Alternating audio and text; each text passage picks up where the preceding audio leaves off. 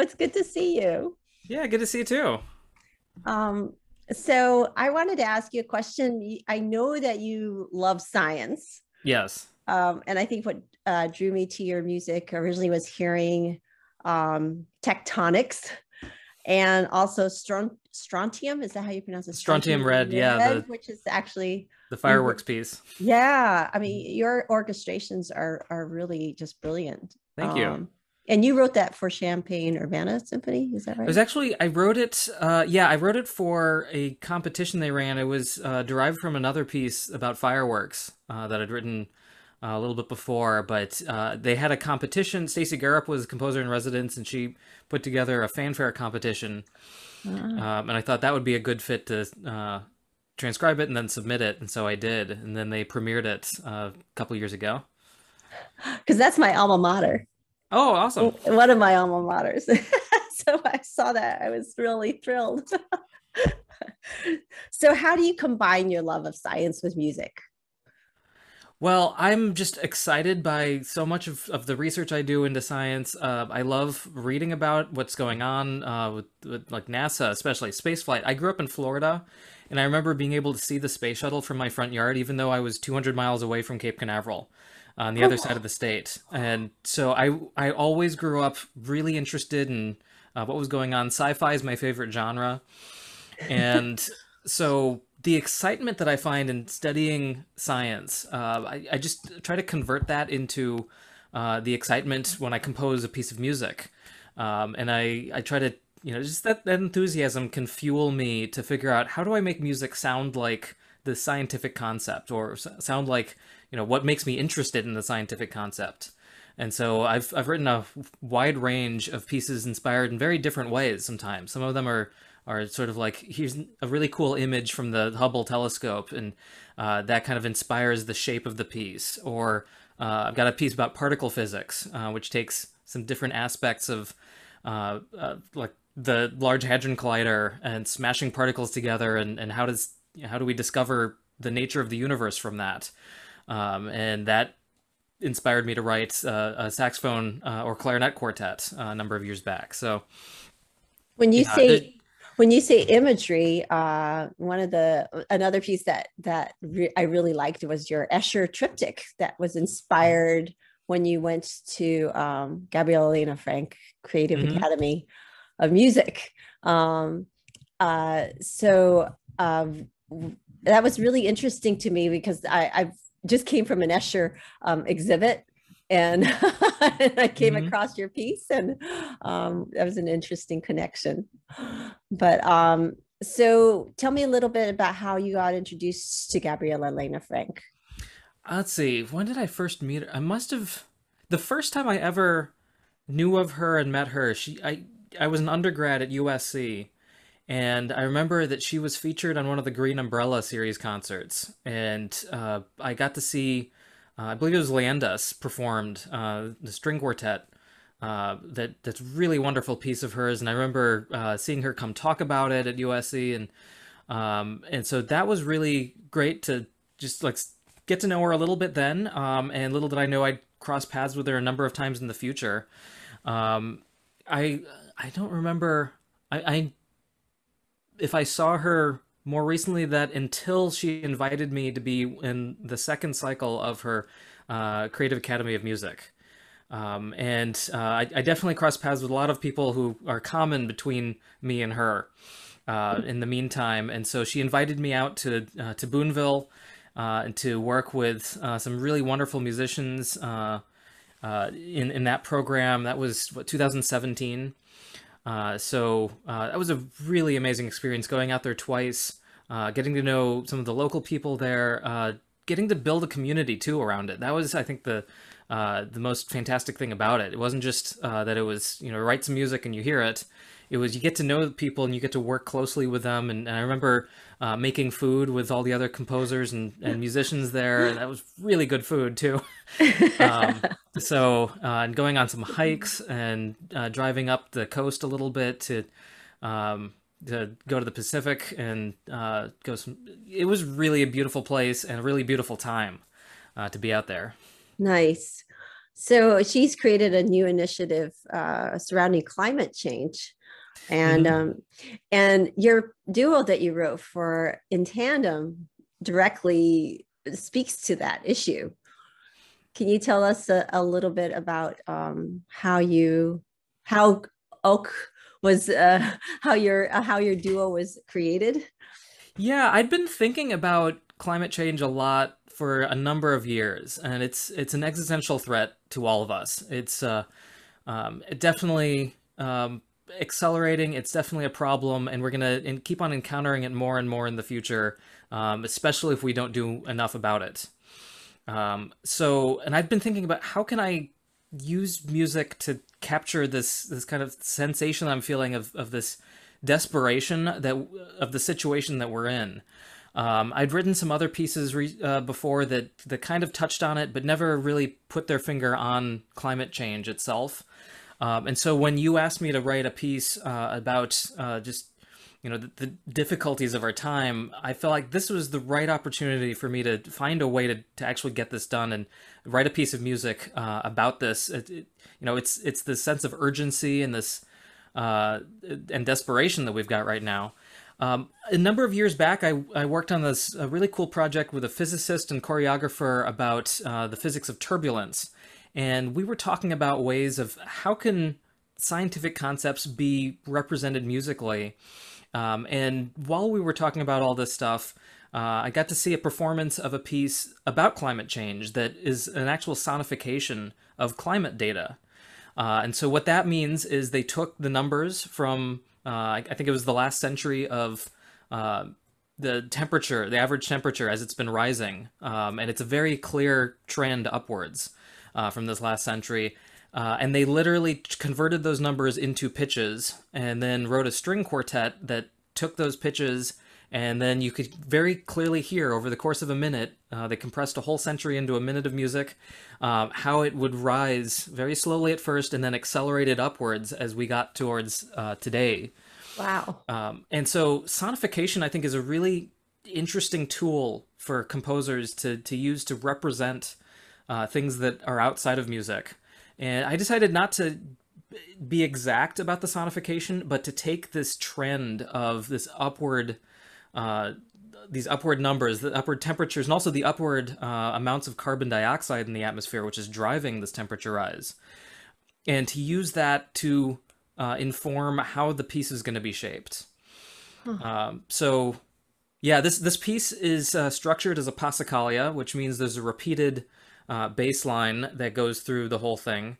And instead of repeating the bass line at the same pitch level every time, which is normally what would happen in a passacaglia, I decided after the first couple repetitions, I'd move it up half a step. And then the next time it would move up another half a step or two half steps. And then it would move up two or three half steps the next time. And then it would keep on getting higher as it went along by a little bit more and a little bit more each time. And also the temperature and the tempo. There's a reason those words are very close to each other. The tempo would also start very slow, but would gradually speed up. And so through these two processes that were unfolding, the music would get more and more alarming and urgent as it would start low and then get higher and faster until it hit the very top limits of what you could do as a performer. You do. I don't think I've I've never ever played. written a note this high for violin before. I don't I think will I've say ever that. played a note that high for violin for that prolonged Mhm. amount of time. But there is a sense of urgency and desperation that you create in this piece that is so palpable and powerful. Just the weight of how it starts and how it just accelerates is so dramatic. And Gloria and I really enjoy learning your piece. It's been wonderful working on it with you. Hearing the rehearsal last week was fantastic. So I can't wait to hear how it comes out. So I want to know how you got started in music, actually. Sure. Yeah, I grew up in a household where my parents were very encouraging of anything that I was interested in, and they both played music when they were younger. There was a piano in the household, and there was always music around. So I remember my oldest brother would often play a lot of classic rock and progressive rock, and so I'd hear a lot of that from him. And my dad would always be playing classical music. He had a huge CD collection and would always have the NPR station on in the car, and so I was exposed to a lot of that when I was really little. But also, they would be playing the things that they learned on the piano from when they were kids, and they remembered like a Chopin prelude or some Bach. And I remember being a little kid and hearing them do that and feeling like I wanted to try that out too. And I started playing around on the piano, and I guess they decided I wasn't just hitting it randomly, I was trying to do things with it. So they said the best thing to do is start me on piano lessons and see where that goes. And so when I was 5, I started piano lessons.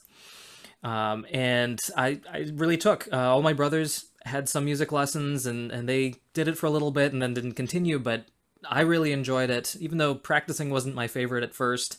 And but I kept it because I really enjoyed using music to speak in a different way.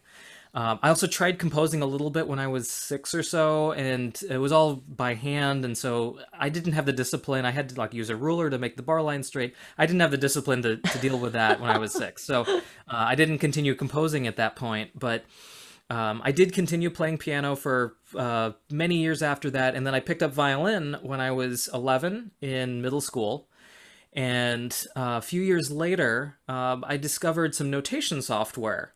This was around 1999, 2000, and some of my friends and I, who were all in orchestra together, discovered a program called Noteworthy Composer, where you could put notes into it and hear them played back, and you can simulate different instruments, and this was a lot of fun for us to play around with. And I remember one of my friends wrote some music.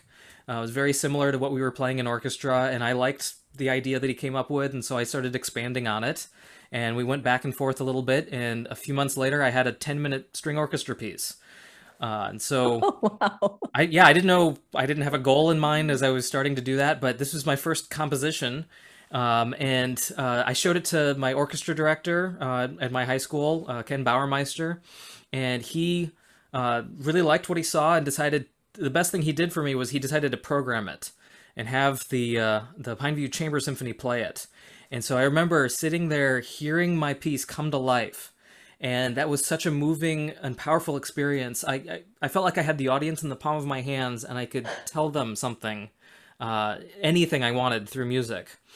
And that's what convinced me I wanted to be a composer from that moment on. It feels different than when you're a performer because it's something you created from scratch. Right? Yeah, it was something new that I could say that maybe hadn't been said that way before ever. So, the next composition that I wrote was I tried coming up with my own ideas, and I really love describing things, trying to describe things with music, and that is how I think when I write music about science. I'm trying to describe either my feelings or the actual science concepts. Using notes and rhythms and form and whatever the instruments can do to convey this sense. It's like speaking another language other than a spoken language. It's this kind of intangible language that has so many possibilities to it, and I love that about music. Right. I was just thinking that high school music director that was that programmed your piece, that was an important thing in your life, right? Mm-hmm. That so often I think possibilities don't happen because that support isn't there. Mm-hmm. And you had that support right from the get-go with your first. Yeah, I'm really fortunate of that. piece. That I've been surrounded with people who've helped me out quite often, and that's like I could spend forever writing music into my computer, and there's really no point in that unless someone plays it, unless I can have an outlet for someone to then interpret it and then turn it into reality. I really appreciate that, and what you're doing to commission music during this pandemic as well. I've had so many fewer performances this last year, but It's really inspired me to have someone to work with and someone to communicate with about music and create something new. Oh, it's a new experience for me too. So this Hmm. has been a really fun project to be able to work with you with the different composers. It's really a learning process for me. So you're now an educator yourself, Hmm. right? Yeah, I Um, teach composition and theory at Illinois State University. and so you're kind of moving it forward in a way. Trying to inspire the next generation, give them the opportunities that hopefully they can use to better themselves. Yeah, So do you compose always through the computer? Do you always just use about that? now. Yeah, it's I have sketched plenty by hand, and I've written like one or two pieces completely by hand. But I find it's so much easier for me to just write into the computer and use that as the sounding board. That's usually how I write these days. I oh, so maybe you could tell me scientifically how this works. How all those composers that wrote by hand, like all the output that Mozart and it was all I written by mean, hand. How did they get all that content on paper well, without Mozart was a computers? special case where he just like had a completely formed piece in his head from the beginning.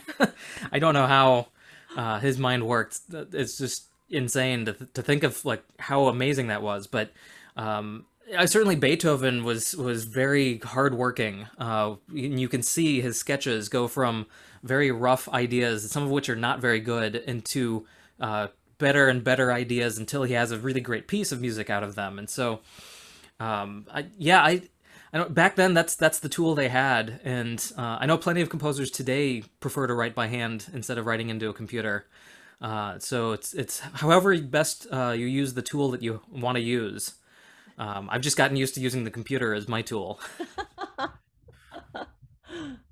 What are some new projects you have coming up that you're Well, able to share with us? sure, yeah, I'm really excited. This is now out there. I'm writing a set of clarinet etudes on contemporary clarinet techniques with a friend and great colleague of mine, Andy Hudson.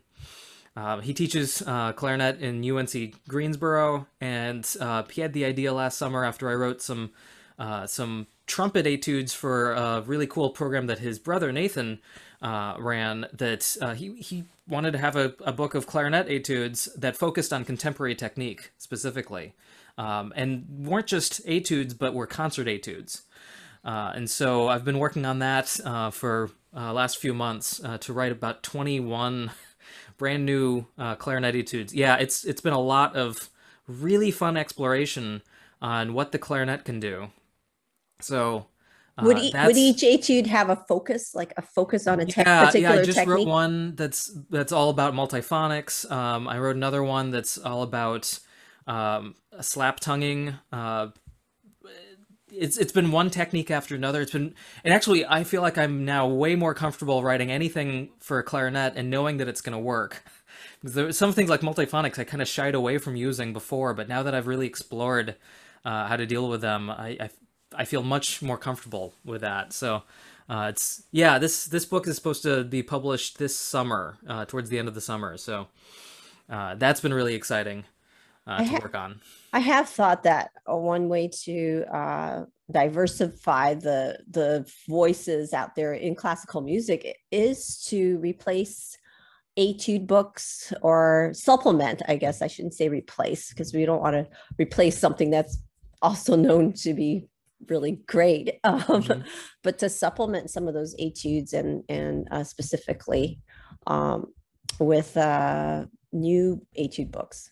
Yeah, Because well, and also the concert etude. As a pianist, I'm really fortunate. I have a great ton of great concert etudes out there, Chopin and Liszt, and many more. Really great pieces that you can put on a recital, but mhm, also work on specific techniques that you can improve. It's not just like canon exercises. You wouldn't really do those on a recital.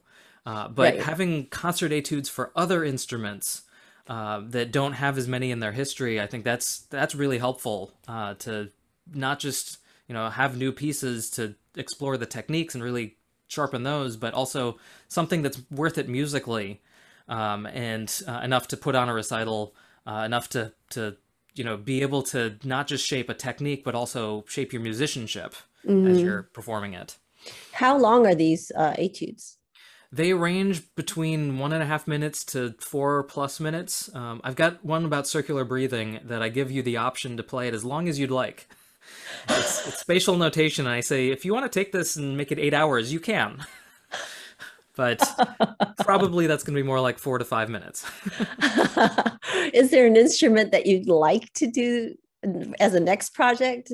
Because it sounds like once you get into a project like this, you really get to know that instrument inside out. So is there Yeah, an I oh, instrument that you'd I love think to do that just for? yeah, taking turns with every instrument I can. It's like Hindemith has a sonata for every instrument. And that's a really great thing. He explored each of the instruments individually that way. I've spent a lot of time writing for clarinet because I've met some really wonderful clarinetists like Andy who've played my music and encouraged me a lot and given me those opportunities. And also spoiled me by being able to play anything that I write for them, no matter how hard it seems. Saxophone too. I've worked with the Donald Cinna or the Cinna Quartet now. They call themselves out of University of Michigan. Who they were all classmates of mine when I was a doctoral student there, and gone on to do really amazing things. And it seems like the hardest thing I can possibly write for them, they make sound easy. So then that challenges me to write something even harder the next time. So it's amazing. And on the flip side, though, I'm always thinking like, okay, writing a hard piece is fun, and it's very challenging, and it kind of and can raise the level of the instrument. But also writing something that is much more direct can actually be really hard for a composer. Trying to write something that just says exactly what you want it to without necessarily leaning on technique to Mhm. do that. I've thought about that a lot as well. And so some of these etudes are not actually about difficulty of the technique, they're about the musicianship as Mhm. well. How do you shape this line over the course of 3 4 minutes so that it's one musical statement instead of a series of small statements? And I think big picture a lot. Mm. Yeah, sometimes the most simple melody is the hardest to Hmm. pull off, right?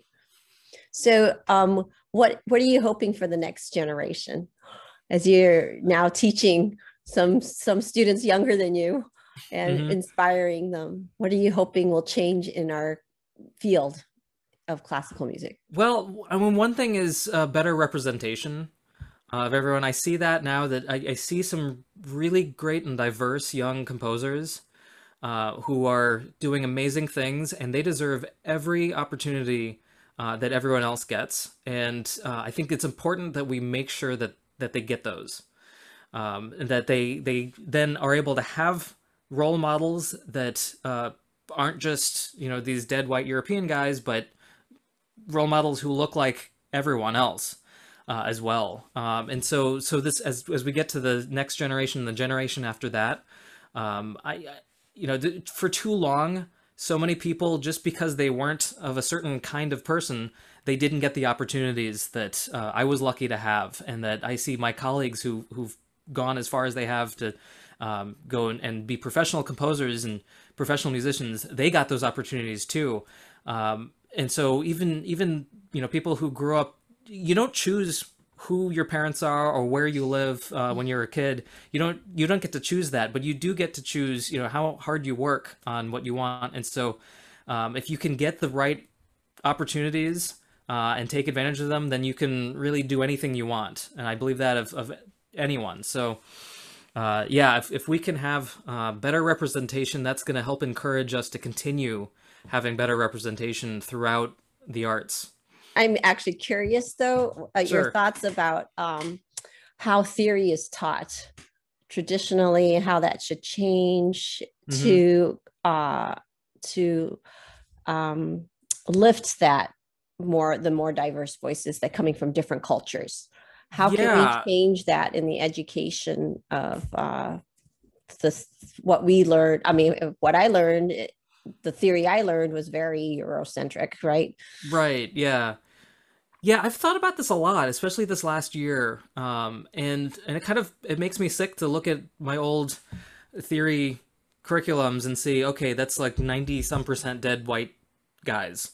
And I need to include more diversity.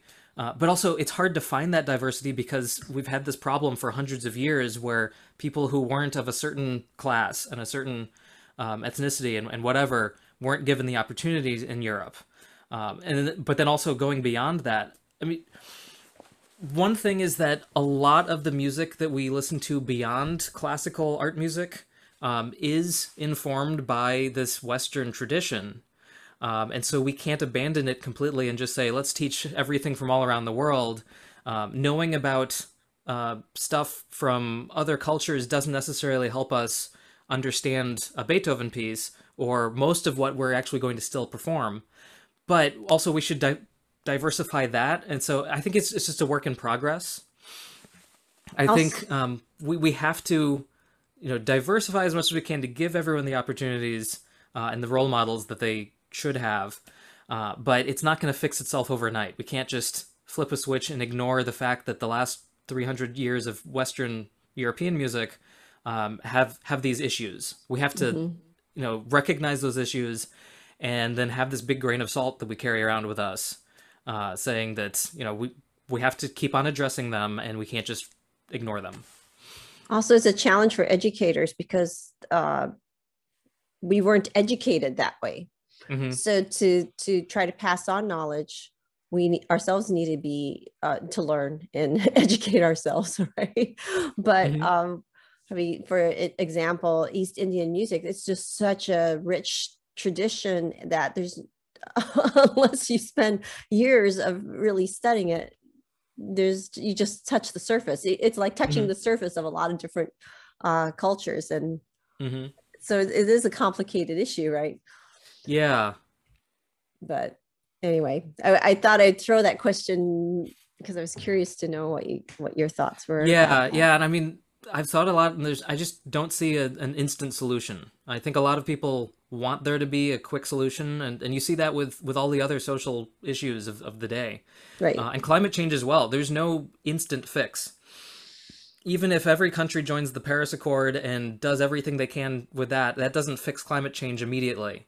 Mm-hmm. That's also a long-term thing. And so, how do we look forward? We have to, recognize there's a problem and address the problem, and continue to address the problem as long as it takes. And that's hard. It's hard to fix problems that are as big as, representation in art music or climate change. Mm-hmm. We also are a spoiled society here in America. Mm-hmm. And so we don't want to give up those conveniences. I mean, it was wonderful that the oxygen, the CO2 levels got a little better, right? Mm-hmm. Without all the driving that everybody did and mm-hmm. more stay at home that was required of us. And it was my hope that we would retain some of that. But looking now, driving around, I see so many cars on the street. It's almost like everybody's desperate to get back to normal, mm-hmm. right? And I mean, how many meetings could have been emails? This is the other question we can ask ourselves. That hopefully that'll be better for our time management in the future if we don't really need to do as many things like we used to. If there are more efficient ways, that'll then help us and, save us one more trip to the office or whatever. Mm-hmm. Well, one thing unique about humans is that we can look in the future and we can understand it and we can prepare for it in a unique way that no other species of animal can. So we need to do that. We have to, or else there might not be that many humans in a few generations if we make it impossible for us to live in a lot of the places where we do.